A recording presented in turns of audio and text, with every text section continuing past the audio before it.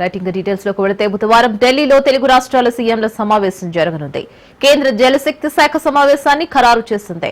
బుధవారం మధ్యాహ్నం 2:30 ముఖ్యమంత్రుల భేటీ ఉండనుంది. రెండు రాష్ట్రాల మధ్య నీటి పంపకాలు, ప్రాజెక్టులపై చర్చించనున్నారు. ఇక ఏపీ, తెలంగాణ రాష్ట్రాల మధ్య నీటి సమస్యలకు చెక్ పెట్టే దిశగా కేంద్రం చర్యలు చేపడుతోంది.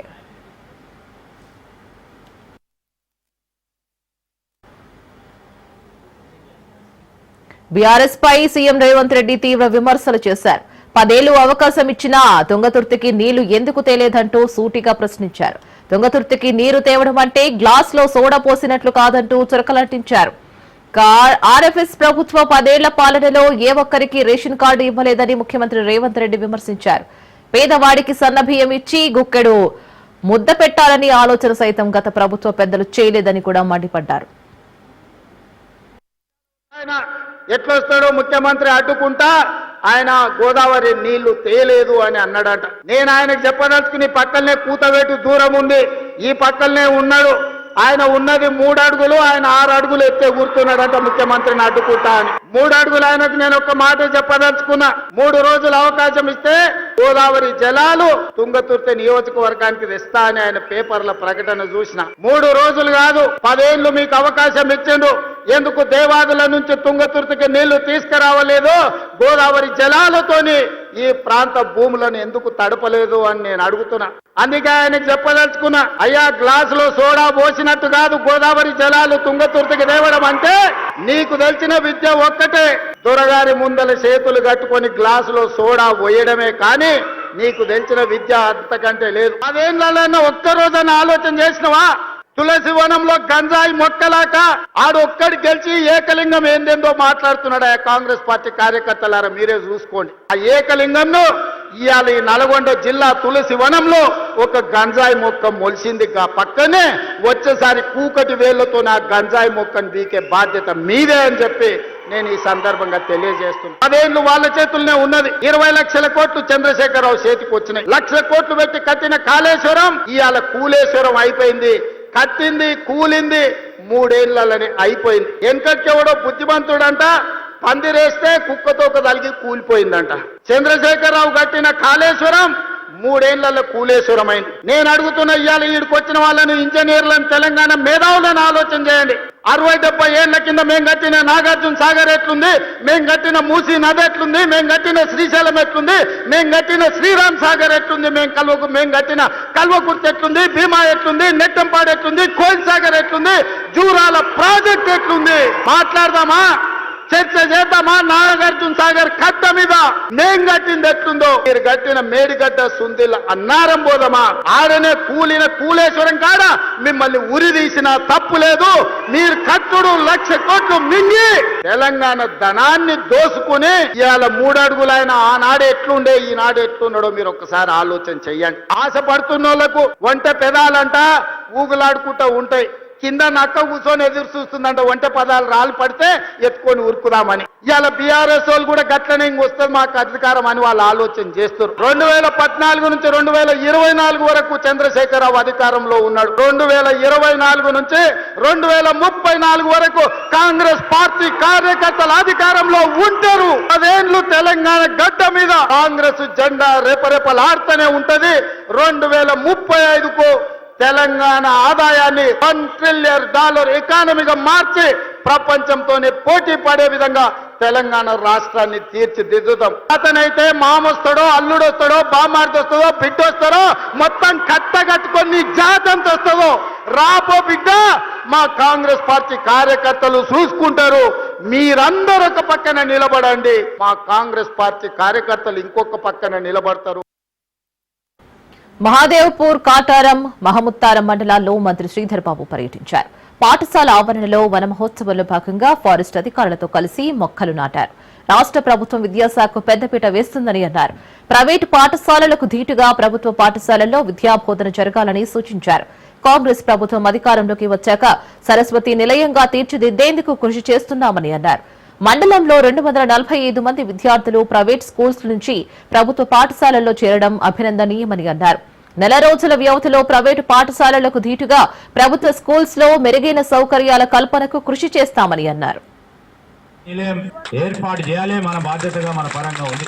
ఈ గివ్ సంస్థ వారు అందరు కలిస్తే వీ కెన్ క్రియేట్ చేంజ్ అనే ఒక పదం ఉందో, నేను ఒక పరంగా సంపాదన చేస్తూ సంపాదనలో కొద్ది భాగం 10 మంది జమై 15 మంది జమై మరి ఒక సంస్థను ఎన్పిఓ సంస్థను స్థాపించి చాలా పాఠశాలలకి కావాల్సిన అవసరాలను తీర్చడానికి ఈ రోజు ఈ పాఠశాలలో చదువుతా ఉన్న దాదాపు 600 పైచిలుకు మందికి షూస్ తోని పాటు 6th క్లాస్ సంబంధించి ఆ 15-20 మందికి కూడా బ్యాగ్స్ ఇస్తా ఉన్నారు. మొత్తం మందికి కూడా బ్యాగ్స్ ఇచ్చే కార్యక్రమం చేయాలని చెప్పినారు. మన రాష్ట్ర ప్రభుత్వం ముఖ్యమంత్రి రేవంత్ రెడ్డి గారి దగ్గరే ఈ రోజు విద్యాశాఖ ఉంది. ఆ విద్యాశాఖకు సంబంధించిన స్వతహాగా మంత్రి ముఖ్యమంత్రిగా వారి విధి నిర్వహణ చేస్తా ఉన్న సందర్భంలో వారికి ఉన్న ఇష్టమైంది విద్యకు సంబంధించి పెద్దపీట వేస్తాం. తెలంగాణ రాష్ట్రం ఏర్పడ్డ తర్వాత ఎప్పుడు లేని విధంగా ఓ మాట చెప్తా ఉన్నాం. ఈరోజు అన్ని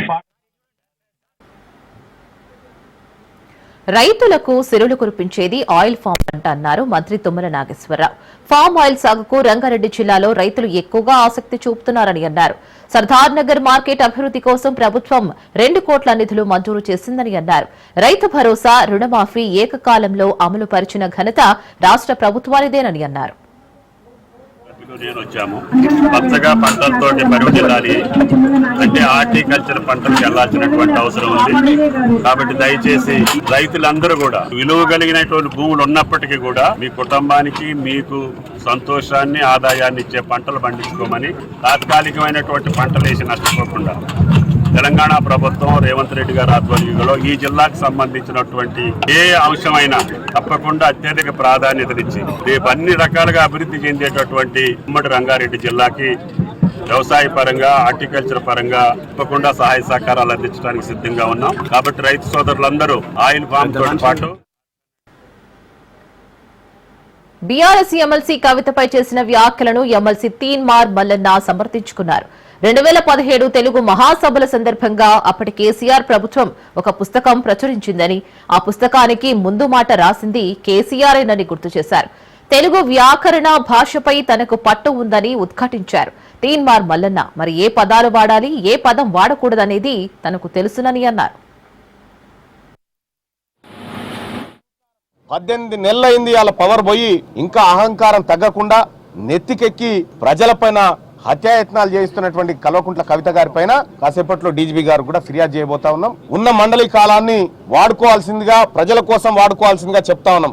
బీసీ ప్రజలకు అన్యాయం జరిగినప్పుడు బీసీలకు 33% ఉన్న రిజర్వేషన్ 23కు తెచ్చింది కల్వకుంట్ల చంద్రశేఖరరావు గారి ఫ్యామిలీ. బీసీలకు అన్యాయం చేసినటువంటి వాళ్ళు వాళ్ళ బీసీల పేరుతో దొంగ నాటకాలు ఆడితే చూస్తూ ఊరుకోవడానికి బీసీ సమాజం సిద్ధంగా లేదు. 2017లో తెలుగు మహాసభల సందర్భంగా కేసీఆర్ గారు ఒక బుక్కు ప్రచురించిండు. ఆ బుక్కు సంబంధించినటువంటి సందేశాన్ని కూడా ఆయనే రాసి ఆ బుక్ లో కంచం పొత్తు మంచం పొత్తు అనేది మేము తెలంగాణలో వాడుకునేటువంటి ఒక సాధారణ సామెత అని దాంట్లో వివరించిండు ఆయన. అంటే ఈ పాపం ఈమెకు తెలియదు కదా, ఈమె దొరసాని కదా, దొరసానికి తెలియదు మా బీసీలకు ఏముంటాయి, ఎట్లా మాట్లాడతారు, బీసీల సంస్కృతి ఏంది, బీసీల కట్టుబాట్లు ఏంటి, ఈమెకు తెలియదు కదా. బెంజి కార్లలో తిరిగేటాకు ఆమెకు ఎట్లా తెలుస్తుంది? వాళ్ళ నాన్న రంగారెడ్డి జిల్లా కలెక్టరేట్ వద్ద ఇంట్లో ఇళ్ల స్థలాలు ఇవ్వాలంటూ సిపిఎం పార్టీ ఆధ్వర్యంలో మహాధర్నా నిర్వహించారు. ఈ కార్యక్రమంలో సిపిఎం పార్టీ రాష్ట్ర కార్యదర్శి జాన్ వెస్లీ హాజరయ్యారు. కాంగ్రెస్ ఎన్నికల సమయంలో నిరుపేదలకు డబుల్ బెడ్రూమ్ అందిస్తామని హామీ ఇచ్చి ప్రభుత్వంలోకి రాగానే ఇచ్చిన హామీ పేద ప్రజలను విస్మరించిందని జాన్ వెస్లీ విమర్శించారు. సీఎం రేవంత్ రెడ్డి నిరుపేదలకు ఇళ్ల స్థలాలను ఇండ్లు ఇవ్వాలని ఆయన డిమాండ్ చేశారు. ప్రభుత్వం ఇండ్లు ఇళ్ల స్థలాలను ఇవ్వకపోతే సిపిఎం పార్టీ ఆధ్వర్యంలో రాష్ట్ర వ్యాప్తంగా ప్రభుత్వ స్థలాల్లో ఇళ్ల స్థలాలను ఇప్పిస్తామని ప్రభుత్వాన్ని జాన్ వెస్లీ హెచ్చరించారు.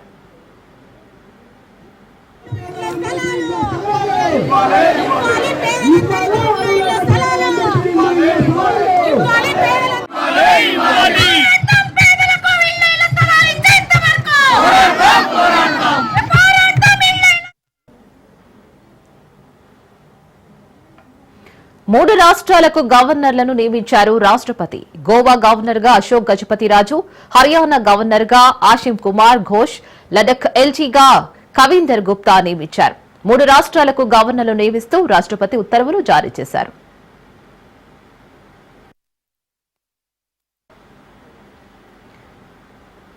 ప్రజలకు అనారోగ్యకరమైన మద్యాన్ని అందిస్తే తక్షణమే చర్యలు చేపట్టాలని సీఎం చంద్రబాబు అధికారులను హెచ్చరించారు. సచివాలయంలో ఎక్సైజ్ శాఖపై సమీక్ష సమావేశం నిర్వహించారు. మద్యం పాలసీ అమలవుతున్న విధానాలను అధికారుల ద్వారా అడిగి తెలుసుకున్నారు.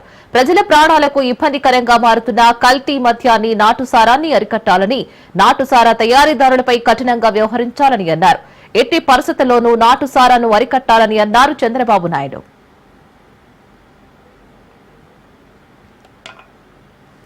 గుడివాడలో వైసీపీ శ్రేణులను ఇబ్బంది పెడుతున్నారని మాజీ మంత్రి పేర్ని నాని ఆరోపించారు.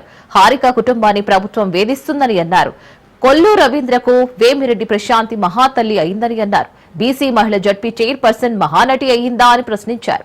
లోకేష్ డైరెక్షన్ లోనే అధికారులు పనిచేస్తున్నారు అన్న పేర్ని నాని తమపై దాడులు చేసి తిరిగి తమపైనే కేసులు పెడుతున్నారని ఫైర్ అయ్యారు. మైనింగ్ మంత్రికి భారీగా ముడుపులు వస్తున్నాయని, రెడ్ బుక్ రాజ్యాంగాన్ని అమలు చేస్తున్నారని మండిపడ్డారు. ఇక్కడ నుంచి లోకేష్ గారి డైరెక్షన్ తో ఆవిడ ఎంత గొప్పగా నటించేస్తుందంటే, కొడాలి నాని గారి ఫ్లెక్సులు ఎక్కి బరాబరా ఎక్కి మనం ఎక్కగలమా లేదా, మనం చెంపచ్చా చెంపకూడదా అనేది కూడా ఏమాత్రం కూడా లేకుండా ఆ బ్యానర్, కొడాలి నాని గారి బ్యానర్లు లాగి చించే కార్యక్రమంలో ఆవిడకి మేకేదో తెగిందో లేకపోతే చెక్క తెగిందో వెంటనే కట్టుకుంది. వీటన్నిటికీ విజువల్స్ ఉన్నాయి. కారు వెనక సీట్లో కూర్చుని కారు గుద్దాడని చెప్పని కేసు కడతాం అంటే ఇంతకన్నా దగాకోరు ప్రభుత్వం, దివాళాకోరు ప్రభుత్వం, తప్పుడు కేసుల ప్రభుత్వం, సైకో ప్రభుత్వం ఎక్కడ ఉందా అని ఇప్పటి వరకు చరిత్రలో ఎక్కడా లేదు. ఖచ్చితంగా ఈ సాక్ష్యాలు ఆధారాలతో సహా మా దగ్గర ఉన్నటువంటి విజువల్స్, సాక్ష్యాల ఆధారాలు అన్నింటినీ కలిపి తల్లి ఉప్పాల హారిక గారు అంటే అగ్రవర్ణాలకు సంబంధించినటువంటి ఒక రెడ్డి కుటుంబాల్లో ఉన్నటువంటి ఒక జమీందారీ కుటుంబం, అగ్రవర్ణాల ఆధిపత్యంలోనే ఇన్నేళ్లు నడుస్తున్నటువంటి కృష్ణా జిల్లా పరిషత్ పీఠం మీద జగన్మోహన్ రెడ్డి గారిచే కూర్చోబెట్టబడినటువంటి ఒక బీసీ మహిళ మహానటి.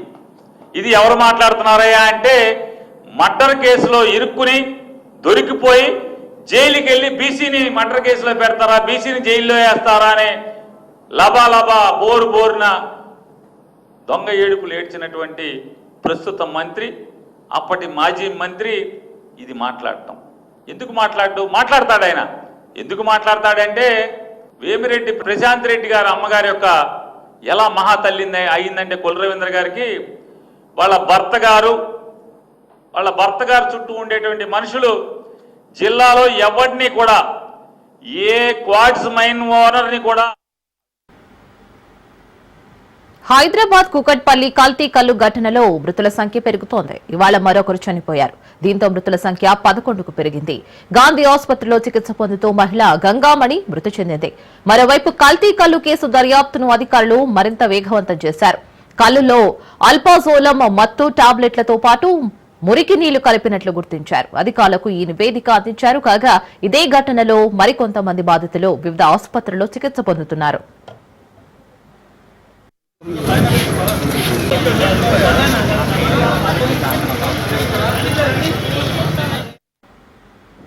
రీల్స్ కలిపిన ప్రేమ పన్నంటి కాపురంలో చిచ్చురాజేసింది. తన భర్త పరాయి యువతితో ప్రేమాయణం సాగించడం భరించలేని భార్య బలవన్మరణానికి పాల్పడింది. వరంగల్లో తీవ్ర చర్చనీయాంశంగా మారింది. స్థానికంగా ఓ ప్రైవేట్ ఆసుపత్రిలో పనిచేస్తున్న డాక్టర్ ప్రత్యూష హసన్పర్తిలోని తన నివాసంలో ఉరి వేసుకుని ఆత్మహత్య చేసుకున్నారు. ఆమె తల్లిదండ్రుల ఫిర్యాదుతో హసన్పర్తి పోలీసులు కేసు నమోదు చేసి దర్యాప్తు చేస్తున్నారు. ఈ కేసులో భర్త సృజన్ ను పోలీసులు అదుపులోకి తీసుకుని విచారిస్తున్నారు. ఇన్స్టాగ్రామ్ లో రీల్స్ చేస్తూ పాపులారిటీ సంపాదించుకున్న ఓ యువతితో సృజన్ ప్రేమ వ్యవహారమే ప్రత్యూష మరణానికి కారణమని పోలీసులు భావిస్తున్నారు. ఉన్నటువంటి వ్యక్తి ఆ ఆడదేవత అయితే ఉన్నదో అది మొత్తం ట్రాప్ చేసి దాని మాయలో పడి ఈయన కంప్లీట్గా దాన్ని చేసుకోవాలని ఒక దురుద్దేశాన్ని లోపల పెట్టుకొని నా బిడ్డను కుట్టడము, తిట్టడము, ఒక రకమైన టార్చర్ చేయడము, ఈ దాదాపుగా 8-9 నెలల నుండి ఇదే జరుగుతూ వచ్చింది. నా బిడ్డనేమో మారుతాడు మా నాన్న నా పేషెంట్ అని చెప్పుకోలేకపోవడము, దాంతో నేను కూడా నాకు పూర్తిగా తెలియకపోవడం, దానివల్ల నిన్న తను ఒక చిత్రహింసల పాలు చేసి ఒక మిస్టరీ డెత్. ఎట్లా అంటే అక్కడ చూస్తే మేము పోయి చూస్తే నా బిడ్డ ఇంటి మీద మొత్తం గాయాలే ఉన్నాయి. అక్కడ జరిగింది హ్యాంగింగ్ చేసుకున్నది అన్నది అసనపర్తి విల్లా లోపల. అటువంటిది అక్కడ బాడీ లేదు. నిన్న సార్ అపోలో హాస్పిటల్ అనేమో బాడీ ఉన్నది, అది కూడా వీడు ఇన్ఫార్మ్ చేయలేదు. మాకు పక్క ఇంటి వాళ్ళు మాకు ఇన్ఫార్మ్ చేయడం జరిగింది. మేము తెలుసుకొని సికింద్రాబాద్ ఉజ్జయిని మహంకాళి ఆలయంలో బోనాల ఉత్సవాలు ఘనంగా జరుగుతున్నాయి. రంగం కార్యక్రమంలో భాగంగా భవిష్యవాణిని వినిపించారు మాతంగి స్వర్ణలత. కార్యక్రమంలో మహంకాళి ఆలయ పూజారి సిబ్బందిపై కన్నెర చేశారు. తన రూపం చూపించడంలో అడ్డుపడుతున్నారని ఆగ్రహం వ్యక్తం చేశారు. కొండంత వరాలు ఇచ్చినా గోరంత ఖర్చు చేయడం లేదని అన్నారు. తాను కన్నెర్ర చేస్తే రక్తం కక్కుని చస్తారని హెచ్చరించింది. రాష్ట్రాన్ని దేశాన్ని కాపాడే భారం తనదని చెప్పారు. బాలబాలికలను విచ్చలవిడిగా వదిలేసినా తాను కడుపులో పెట్టుకుని కాచుకుంటున్నానని అన్నారు స్వర్ణలత. ఈసారి చాలా సంతోషంగా పూజలు చేశారని సంతోషం వ్యక్తం చేశారు. మీరు మాత్రం నెరవేర్చడం లేదు. నా బిడ్డలనందరినీ నేను కడుపులో పెట్టి నేను కాపాడుకుంటున్నాను బాలక్క. కానీ తల్లిదండ్రులే కాదు బాలలందరినీ విచ్చలవిడిగా మీరు వదిలేస్తున్నారు. అయినా గాని నేను మాత్రం కడుపులో పెట్టుకొని కాపాడుకుంటూ వస్తున్నా. కానీ ఏటేటుగా నాకు బండి గిరంత కాకున్నా గాని గోరుమంతమంత గాని నాకు మాత్రం ఇయరా బాలక్క. ఇంతవరకు నేను చుక్కలన్నీ నేను రాసుల కొద్ది నేను రప్పించుకుంటున్నానే గాని గోరు మందమంతా కూడా నాకు చెందదా బాలక్క. అమ్మా ఎంత చుక్కలొచ్చినా గాని మీరు అరగించినా గాని నా కడుపులో పెట్టుకొని నేను కాపాడుతున్నా. నా పూజలన్నీ నాకు సక్రమంగా జరిపించు. బండగిరంతా నేను కోరుకుంటున్నాను గాని అయినా మీరు నా బాలులే అని నేను గోరు మందమంతే కదరా బాలక. నాకు రక్తం చూపించమనిగా. 2 వారాల పరిశోధనల అనంతరం భారత వ్యోమగామి సుభాంశు శుక్లా తిరిగి భూమిపైకి రానున్నారు. ఆక్సియం 4 మిషన్ సిబ్బంది అంతర్జాతీయ అంతరిక్ష కేంద్రం ISS లో ప్రయోగాలు పరిశోధనలను విజయవంతంగా పూర్తి చేసుకుని తిరిగి భూమికి రానున్నారు. సాయంత్రం 4:30 ISS నుంచి ఆక్సియం మిషన్ 4 అన్డాకింగ్ కు షెడ్యూల్ చేశారు. రేపు మధ్యాహ్నం 3 గంటలకు కాలిఫోర్నియా తీరానికి వ్యోమ నౌక రానుంది.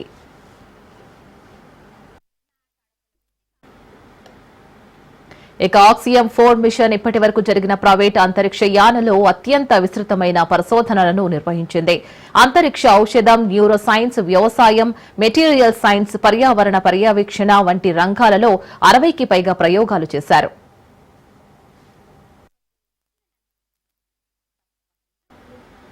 సుభాంశు శుక్లా ఈ మిషన్ లో కీలక పాత్ర పోషించారు.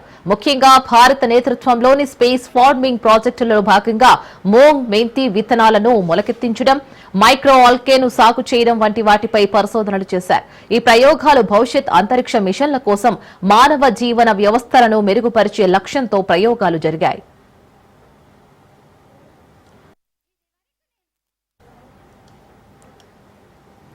నేషనల్ హెరాల్డ్ కేసుపై రౌస్ అవెన్యూ కోర్టు కీలక నిర్ణయం తీసుకుంది. ఈడీ ఛార్జ్ షీట్ పై కోర్టు తీర్పు రిజర్వ్ చేసింది. ఈ నెల 29న తీర్పు వెల్లడించనున్నట్లు రౌస్ అవెన్యూ కోర్టు తెలిపింది. సోనియా, రాహుల్ గాంధీలకు సంబంధం ఉన్న అసోసియేటెడ్ జనరల్స్ లిమిటెడ్ JAL కు పలువురు సీనియర్ కాంగ్రెస్ పార్టీ నేతలు నకిలీ లావాదేవీలు జరిపారని ఈడీ ఆరోపిస్తోంది. చాలా ఏళ్లుగా వీరు మోసపూరితంగా ఇలా అద్దె చెల్లించారని, అందుకు సంబంధించిన రసీదులను వీరు తయారు చేశారని ఈడీ తరపు న్యాయవాది అదనపు సొలిసిటర్ జనరల్ చెప్పారు. సీనియర్ కాంగ్రెస్ పార్టీ నేతల సూచనల మేరకే ఈ నగదును వీరు ఇలా JAL కు బదిలీ చేశారని కోర్టుకు విన్నవించారు. ఈడీ వాదనలు విన్న కోర్టు తీర్పును రిజర్వ్ చేస్తున్నట్లు స్పష్టం చేసింది.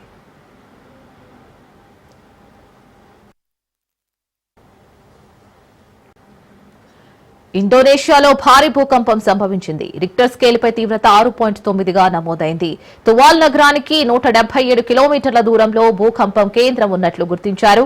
సునామీ సంభవించే అవకాశం ఉందని ప్రచారం జరుగుతోంది. ఇదే విషయాన్ని పసిఫిక్ సునామీ వార్నింగ్ సెంటర్ తెలిపినట్లు టాక్ వినపడుతోంది. సినిమా ఇండస్ట్రీలో మరో తీవ్ర విషాదం నెలకొంది. ప్రముఖ నటి బి సరోజాదేవి కన్నుమూశారు. వృద్ధాప్య సమస్యలతో బాధపడుతున్న ఆమె బెంగళూరులోని తన నివాసంలో తుది శ్వాస విడిచినట్లు కుటుంబ సభ్యులు తెలిపారు. సరోజాదేవి తెలుగు, తమిళం, కన్నడ, హిందీ భాషల్లో కలిపి 200కు పైగా సినిమాల్లో నటించారు. టాలీవుడ్ లో సీనియర్ హీరోలతో ఆమె మంచి సినిమాల్లో నటించారు. సరోజాదేవి 1938 జనవరి 7 బెంగళూరులో జన్మించారు. సరోజాదేవి తొలి చిత్రం కన్నడ భాషలో మహాకవి కాళిదాస. ఇది జాతీయ అవార్డును గెలుచుకుంది. ఈ చిత్రంలో ఆమె సహాయ పాత్రలో నటించింది. ఇది ఆమెకు మొదటి పెద్ద విజయాన్ని అందించింది. ఆమె పాండురంగ మహత్యంలో ఎన్టీ రామారావుతో ఆమె తొలి తెలుగు చిత్రంలో నటించారు.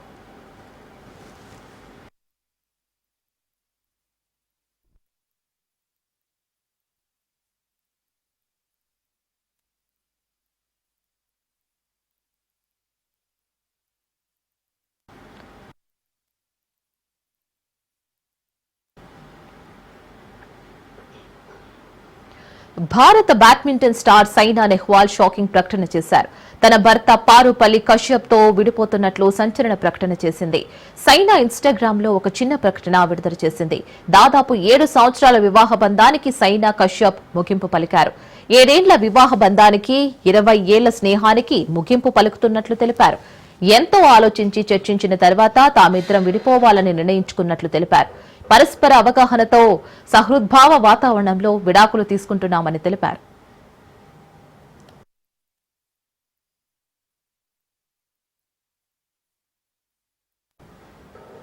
జీవితం కొన్నిసార్లు మనల్ని వేర్వేరు మార్గాల్లోకి తీసుకువెళుతోంది. చాలా ఆలోచన చర్చల తర్వాత కశ్యప్ పారుపల్లి నేడు విడిపోవాలని నిర్ణయించుకున్నాం. మేము మా శాంతి, ఎదుగుదల, స్వస్థతను ఎంచుకుంటున్నాం. కశ్యప్తో నాకు ఎన్నో తీపి గుర్తులు ఉన్నాయి. ఇకపై మిత్రులుగా ఉంటాం. మా నిర్ణయాన్ని అందరూ స్వాగతిస్తారని, ప్రైవసీని గౌరవిస్తారని ఆశిస్తున్నాం అని ఇన్స్టాలో పోస్టు చేశారు.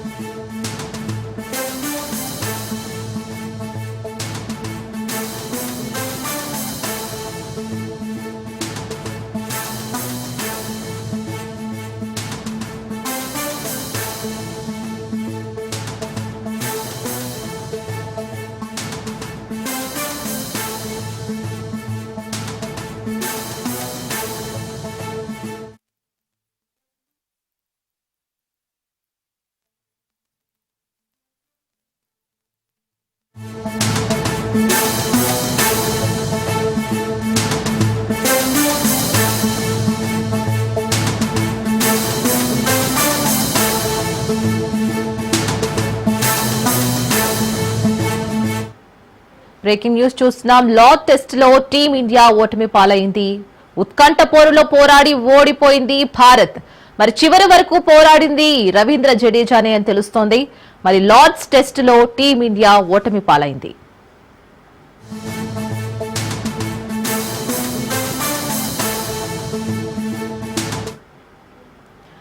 బ్రేకింగ్ న్యూస్ చూస్తున్నాం. లార్డ్స్ టెస్ట్ లో టీమిండియా ఓటమి పాలైంది. ఇటు ఉత్కంఠ పోరులో భాగంగా పోరాడి ఓడిపోయింది భారత్. మరి చివరి వరకు పోరాడిన రవీంద్ర జడేజా లార్డ్స్ టెస్టులో టీమిండియా ఓటమి పాలైంది.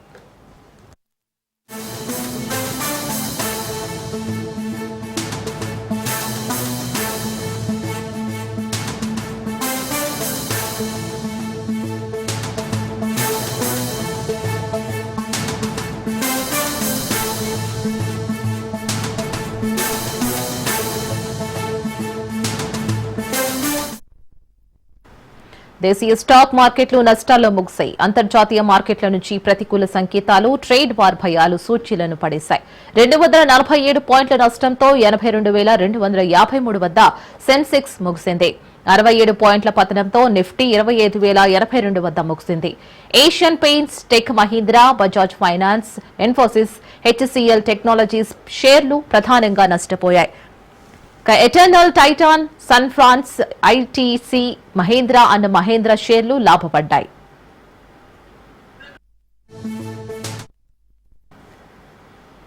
ఇవి ఇప్పటి వరకు నా బులెటిన్ అప్డేట్స్. మరిన్ని అప్డేట్స్ కోసం stay tune to Raj news.